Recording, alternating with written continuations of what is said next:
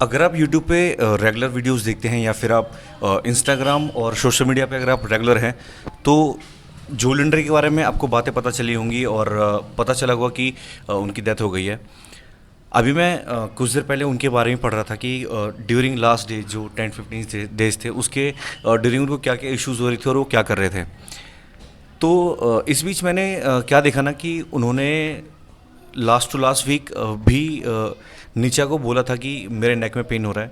और जो उनके साथ ट्रेनिंग पे थे, जो वर्कआउट करते थे उनके साथ, उन्होंने उन्हें भी बताया था कि उनके नेक में इशू है और थोड़ा वो अनईजी फील कर रहे हैं। फिर जब वो यूएसए से थाईलैंड आ रहे थे तो ड्यूरिंग 19 घंटे का गैप था और 19 घंटे के गैप के बीच भी उन्हें नेक में इशू हो रहा था, मतलब जो वो अनकंफर्टेबल फील कर रहे थे। और उस टाइम भी उन्होंने अपने क्रू मेंबर्स को बताया था कि ऐसे ऐसे इशू है। तो क्रू मेंबर ने भी उस टाइम क्या करा कि उस चीज़ को इग्नोर कर दिया। ठीक है। अब जो लिंडर का नेचर आपको पता ही था, कितने जॉली नेचर के थे वो, इतना ज़्यादा किसी चीज़ को सीरियस लेते नहीं थे। तो अपनी तरफ से उन्होंने यही सोचा कि नॉर्मल स्ट्रेन या स्प्रेन है वो ठीक हो जाएगा। और उन्होंने इस चीज़ को इग्नोर करा। लेकिन रिस्पॉन्सिबल कौन थे? नीचा हो गई, उनके जो टीममेट्स थे, क्रू मेंबर्स थे और जो साथ में उनके मोस्ट ऑफ द टाइम रहा करते थे।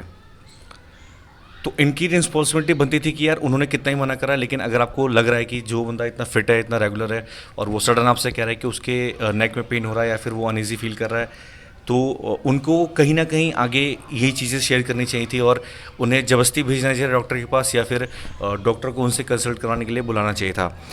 अब ये भी ठीक है, लेकिन एक ऐसा इंसान जो इतना फेमस है और फिटनेस को लेके इतना ज़्यादा परफेक्ट है कि लोग उसको फॉलो करते हैं, सिर्फ और सिर्फ जर्मनी या फिर थाईलैंड यूएसए में नहीं, ओवरऑल पूरे वर्ल्ड में। और उसके रिपोर्ट के बाद, मतलब जब उन्होंने ये नीचा ने फ़ोन करा तो उसके बाद आधे घंटे बाद बता रहे हैं कि लोग आधे आधे पौने घंटे बाद वहाँ पर एम्बुलेंस आई। तो देखिए कितना बड़ा लापरवाही है कि आधा पौने घंटे में एक इंसान की जान जाना, मतलब एक इंसान का जान बहुत आसानी से जा सकता है। और अगर वहीं 30 और 45 मिनट्स पहले अगर पहुंच गए होते जो लिंडर हॉस्पिटल, तो मेरे ख्याल से बच गए होते। तो मैं तो कहीं से ये नहीं मानता कि ये हार्ट अटैक से हुआ या फिर एनेरिज्म की वजह से हुआ है। अगर इतनी सारी लापरवाहियाँ हुई हैं तो कहीं ना कहीं इसमें बहुत सारे लोग जिम्मेदार हैं और बहुत सारे लोग लापरवाही, जो लोगों की लापरवाही थी उसकी वजह से जो लिंडर आज के टाइम हमारे साथ नहीं है। मैं पर्सनली भी उनको बहुत ज़्यादा फॉलो करता था और जो उनके मोमेंट्स होते थे, उनके जो वीडियोस होते थे, वो इतने ऑसम वीडियोस बनाते थे जो अगर आप उनके चैनल पर जाके देखेंगे तो वो आपको पता चलेगा ही चलेगा। बहुत ज़्यादा एक्टिव थे वो इंस्टाग्राम पर। यूट्यूब का तो मैं नहीं कहूँगा क्योंकि यूट्यूब मैंने उनका चैनल इतना देखा नहीं है।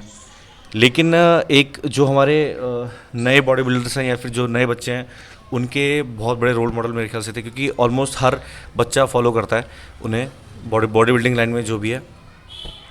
तो ये सारी चीज़ें हैं और ये सारी चीज़ मुझे थोड़ी अटपटी लगी कि यार ठीक है, एक इंसान मना कर रहा है। अगर आप नॉर्मली अपनी फैमिली होते तो आपको फेवर होता था, मना करते हो कि नहीं नहीं जाना, लेकिन आपके घर वाले आपको डॉक्टर के पास लेके जाते हैं क्योंकि उन्हें पता होता है कि नहीं किस लेवल से बोल रहा है या फिर किस तरीके से परेशान होकर बोल रहा है। तो ये कहीं ना कहीं रिस्पॉन्सिबल है इनकी टीम या फिर इनके मैनेजर या फिर जो भी इनके साथ रहते हो। तो ये है। बाकी ऑटोप्सी रिपोर्ट अभी भी नहीं आई है और बट डॉक्टर्स के बारे में जो बात, डॉक्टर के थ्रू जो बात पता चली है उनमें वो लोग कह रहे हैं कि जो मेन कॉज है वो एन्यूरिज्म हो सकता है और हार्ट अटैक के इतने चांसेस नहीं थे क्योंकि सब कुछ नॉर्मल आया है। लेकिन बात तो हमें तभी पता चलेगी जब प्रॉपर ऑटोप्सी रिपोर्ट आएगी। तो ये था मेरी तरफ से। और अगर आपको भी लगता है कि हाँ ये रीज़न हो सकता है और ये रीज़न है, तो मेरे चैनल को ज़रूर शेयर करना, क्योंकि उन लोगों को पता चले और इन फ्यूचर भी कोई अगर ऐसा बॉडी बिल्डर या फिर कोई ऐसा सेलिब्रिटी हो तो उनके आसपास के लोग इन चीज़ों के लिए ज़्यादा एक्टिव रह सकें। क्योंकि उनकी एक लापरवाही की वजह से एक इंसान की जान चली जाती है और लोग हार्ट अटैक और एनेरिज्म को दोषी बोलते हैं ना।